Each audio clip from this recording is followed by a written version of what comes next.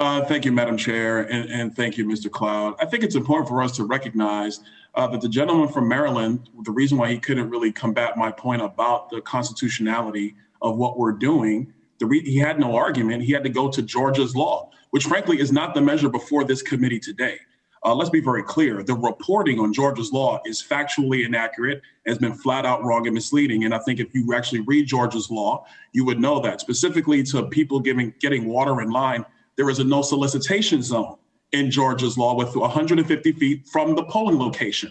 Florida has a similar no solicitation zone. So if you are a candidate or a political party or an electioneering group or organization, you cannot come into contact with voters when they are within 150 feet in line of the polling location. If somebody is 350 feet, 450 feet, 550 feet, you can talk to them, you can give them pamphlets, you can give them water, you can give them food, whatever. But when you're in 150 feet of a polling location, no candidate, political organization, electioneering organization, third-party political group can have contact with that voter within 150 feet of the polling location. It is a no solicitation zone. That actually protects all voters. So let's be very clear about what happened in Georgia's law. Now, going back to DC statehood, it was said that, and this is what I heard, is that there has never been a time where you had to use the Constitution to create a state. Let's be very clear, that is true, because no other state that has been created has been within the federal enclave. And so, yes, because of the 23rd Amendment, you would actually have to repeal that amendment. It is important for all of us to understand that the Constitution actually is a straitjacket on what Congress's abilities are. Congress does not have unilateral authority to do whatever it wants. Yield? And no, the gentleman will not yield. Congress does not have unilateral authority to do whatever it wants when the Constitution clearly states that there are restrictions.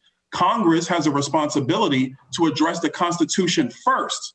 And then when that legal question has been clearly outlined, which it is not with respect to DC statehood, then once that is clear constitutionally, Congress can act under that purview under the Constitution. And I think it's important for the record that we state that. The issue with HR 51 is clear. There is a constitutional question that must be answered first. Once it is answered, then the vote about DC being admitted can go on an up and down vote. What the bill does, it says for us here in Congress, both House and Senate, and for the president to sign off on creating it, then triggering a constitutional question.